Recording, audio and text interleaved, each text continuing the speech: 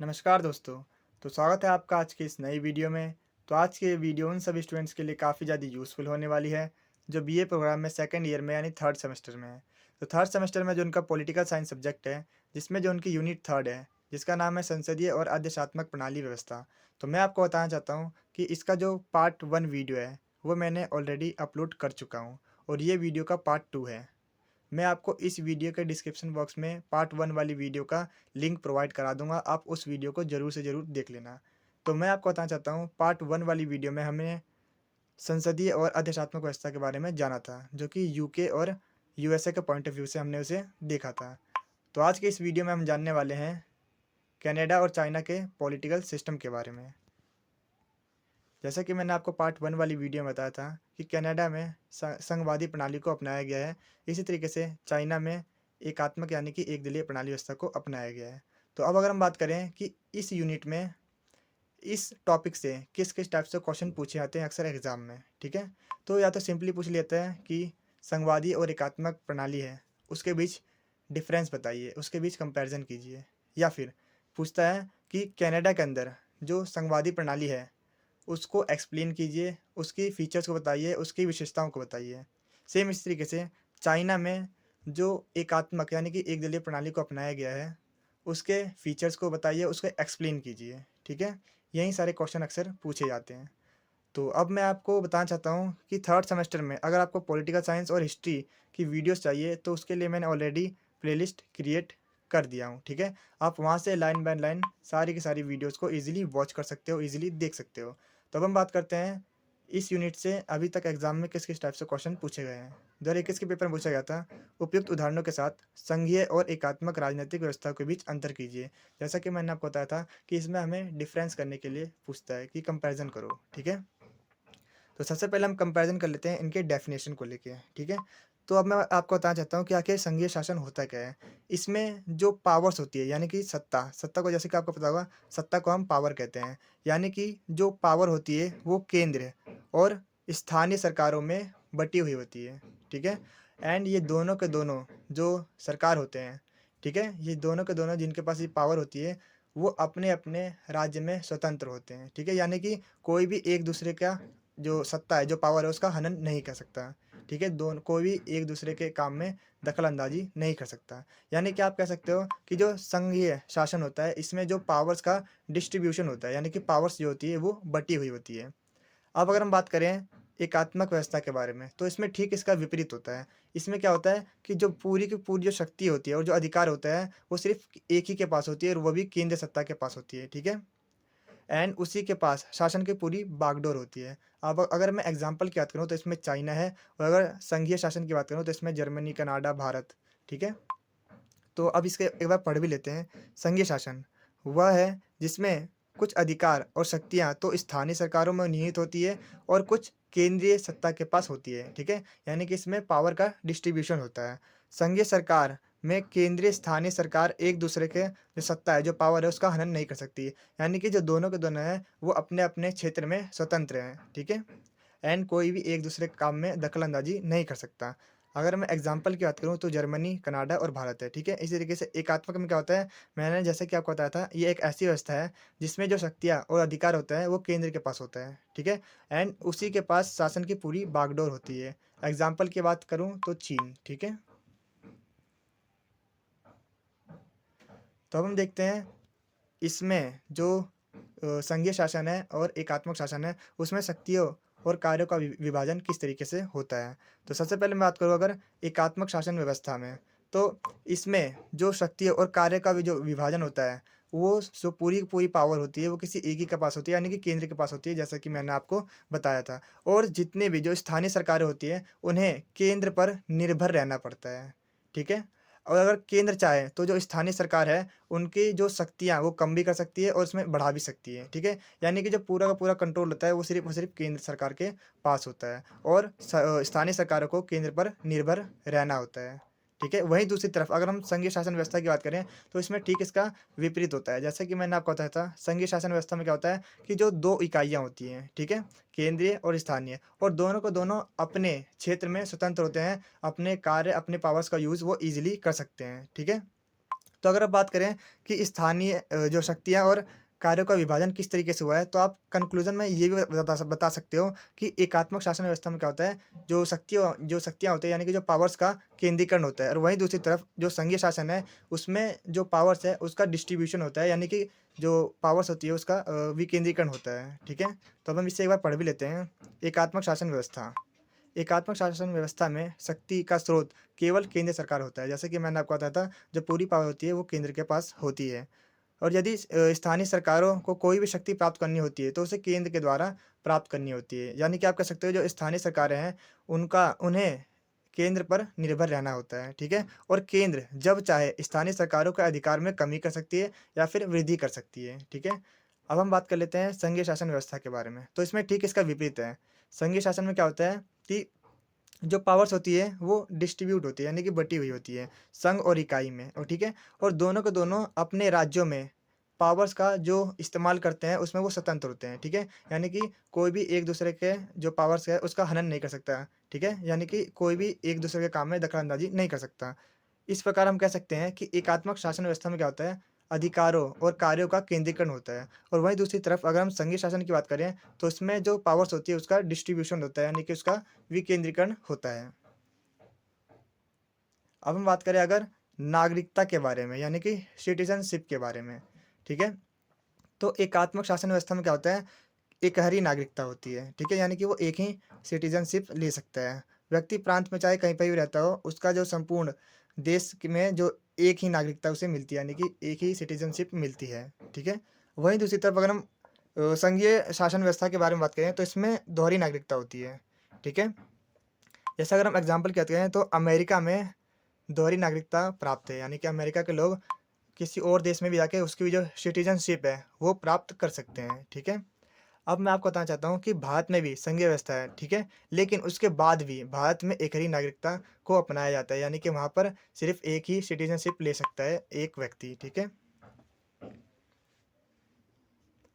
अब अगर हम बात करें न्यायपालिका के संदर्भ में इनके बीच डिफ़रेंस, ठीक है? तो संघीय शासन व्यवस्था में क्या होता है, संघीय शासन में संघीय शासन व्यवस्था में क्या होता है, संघ और राज्य ये दोनों अलग-अलग चीज़ें होती हैं, ठीक है? अब उनके बीच जो पावर और अधिकार है, उसका डिस्ट्रीब्यूशन होता है, ठीक है? यानी कि पावर बँटी हुई होती है। तो ऐसे में दोनों के बीच झगड़े हो सकते हैं, ये तो हो ही सकते हैं, स्वाभाविक है, ठीक है? तो ऐसे में उनका निपटारा कौन करेगा? उसके लिए न्यायपालिका होती है, ठीक है? संघीय शासन में ऐसे न्यायालय की स्थापना करनी होती है जो संघ और इकाइयों के जो झगड़े हैं उनको सुलझा सके, ठीक है? लेकिन वहीं अगर हम एकात्मक शासन व्यवस्था में बात करें, तो इसमें ऐसी कोई बात ही नहीं है। क्यों? क्योंकि जो पावर है इसमें सिर्फ़ केंद्र के पास होती है, ठीक है? तो इसमें लड़ाई-झगड़ा का जो सवाल ही नहीं उठता, ठीक है? क्योंकि पूरी पावर केंद्र के पास होती है। अब अगर हम बात करें शासन के बारे में, तो एकात्मक शासन व्यवस्था में क्या होता है, एकात्मक शासन व्यवस्था में जो संपूर्ण देश में जो कानून व्यवस्था होती है, वो एक जैसी होती है, ठीक है? क्योंकि कानून बनाने वाला एक ही है। वहीं दूसरी तरफ अगर हम संघवादी व्यवस्था की बात बात करें, तो उसमें राज्य के कानून अलग होते हैं और केंद्र के कानून अलग-अलग होते हैं, ठीक है? तो इस तरीके से आप कह सकते हो कि जो संघवादी शासन प्रणाली होती है, उसमें दोहरी न्यायपालिका होती है, ठीक है? संघीय शासन में जहाँ एक नागरिक को संघ कानून मानना होता है, ठीक है? और उसे राज्य की सरकार के भी कानून मानने होते हैं, यानी ठीक है? यानी केंद्र के भी और राज्य के भी कानून मानने होते हैं। इस प्रकार हम कह सकते हैं कि संघीय शासन व्यवस्था में दोहरा शासन पाया जाता है, अतः दोहरी न्यायपालिका भी संघीय शासन की एक विशेषता है, ठीक है? अब अगर हम बात करें संविधान में संशोधन को लेके, ठीक है? इन दोनों के बीच कंपैरिज़न, तो जो संघीय शासन व्यवस्था है, इसमें क्या है, जो संविधान है वो सर्वदा कठोर होता है, और वहीं दूसरी तरफ अगर हम एकात्मक शासन की बात करें, तो इसमें कठोर के साथ-साथ लचीला भी होता है संविधान, ठीक है?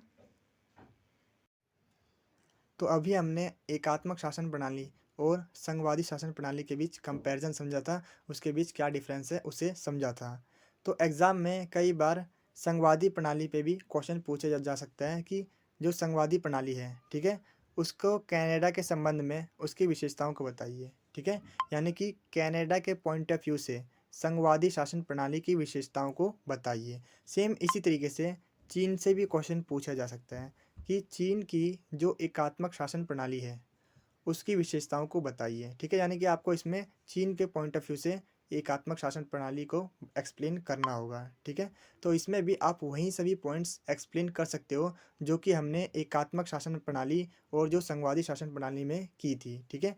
अब मैं आपको दिखाता हूँ कि आप किस तरीके से उन पॉइंट्स को भी ऐड कर सकते हो। इसके अलावा आपको कनाडा के संबंध में बताना है, ठीक है? यानी कि आपको कनाडा की 1-2 बातें इसमें एक्सप्लेन करनी होगी, ठीक है? और बाकी जो उसकी विशेषताएँ हैं, जो फीचर्स हैं, वो तो जो मैंने आपको ऊपर एक्सप्लेन किए थे, उनके भी पॉइंट्स आप इसमें डाल देना। आपका आंसर एकदम ईज़िली एकदम परफेक्ट बन जाएगा, ठीक है? तो सबसे पहले हम बात कर रहे थे इसकी परिभाषा के बारे में। तो जैसा कि मैंने आपको बताया था कि जो संघवादी शासन प्रणाली है, उसमें जो अधिकार और जो शक्तियों का डिस्ट्रीब्यूशन होता है, वो सरकार और केंद्र में निहित होता है, ठीक है? और कोई भी एक दूसरे का जो पावर्स है उसका हनन नहीं कर सकती है, ठीक है? अब यहीं पर अगर हम बात करें कनाडा के संबंध में, तो कनाडा में टोटल 11 घटकों के साथ ये एक महासंघ है, ठीक है? और कनाडा एक राष्ट्रीय सरकार है, ठीक है? जिसमें 10 प्रांतीय सरकारें हैं, ठीक है? अब ये 11 सरकारें कनाडा के संविधान से अधिकार प्राप्त करती हैं, ठीक है?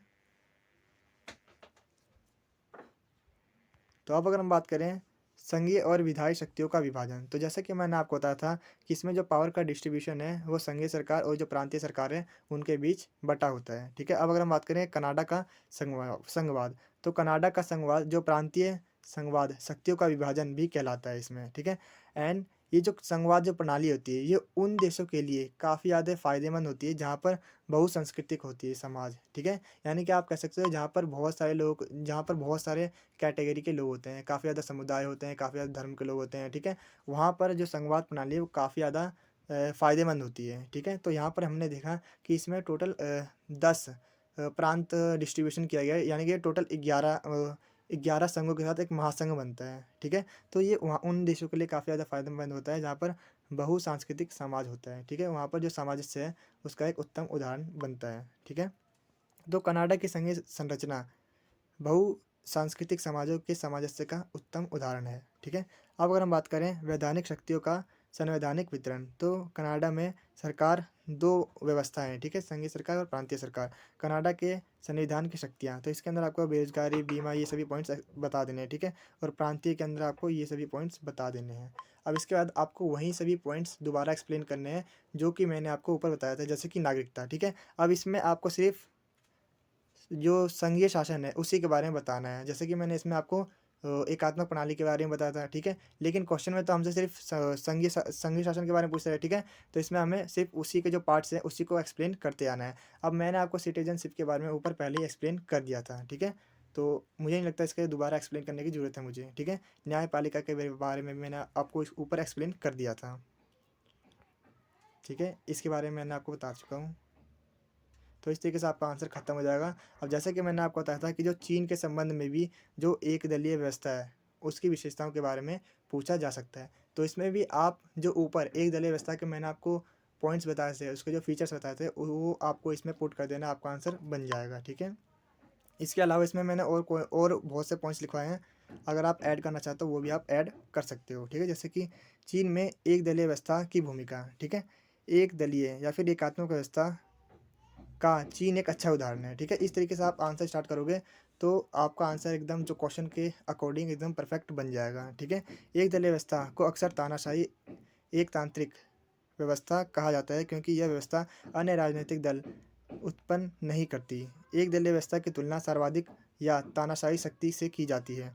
एक दलीय व्यवस्था की जो सामान्य विशेषता है कि शासक दल संविधान की गारंटी लेते हैं और सभी विरोधी दल के ऊपर कड़ा नियंत्रण रखते हैं। एक दलीय व्यवस्था शीघ्रता, यानी कि वहाँ पर जो डिसीजन होता है काफ़ी ज़्यादा क्विक होता है क्योंकि वहाँ पर डिसीजन लेने वाला कोई एक ही होता है, ठीक है? तो जो डिसीजन होता है काफ़ी जल्दी होता है। अब यहाँ पर आपको जो इसकी डेफिनेशन है वो एक्सप्लेन कर देनी है। जैसे कि मैंने आपको बताया था एकात्मक शासन व्यवस्था क्या होती है, जहाँ पर जो पूरी की पूरी पावर होती है वो केंद्र सत्ता के पास होती है, ठीक है? और उसी के हाथ में शासन की पूरी बागडोर होती है। एग्जाम्पल के लिए आप यहाँ पर चीन बता सकते हो, ठीक है? अब अगर हम बात करें चीन में साम्यवादी दल की भूमिका और महत्व के बारे में, ठीक है?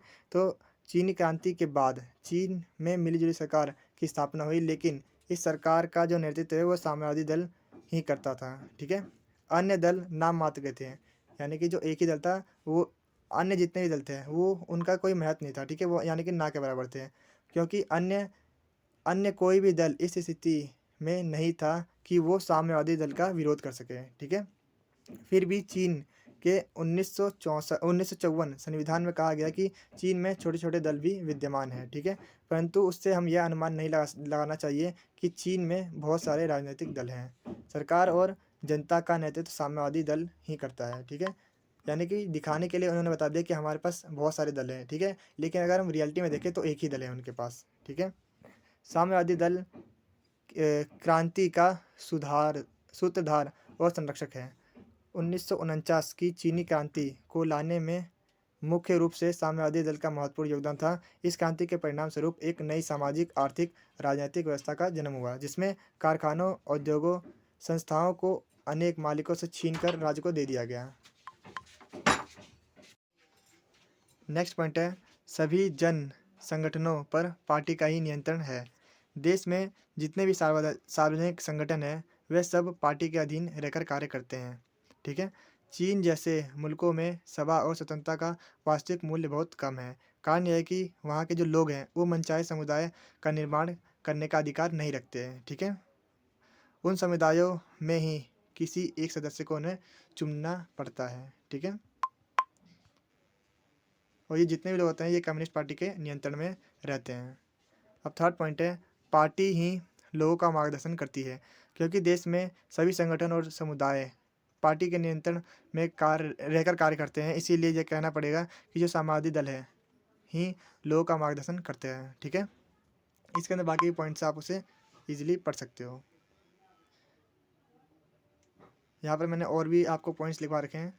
इसके अलावा आपको इसमें और जो पॉइंट्स हैं जो एकात्मक शासन व्यवस्था में मैंने आपको बताए थे वही एक्सप्लेन करने हैं, ठीक है।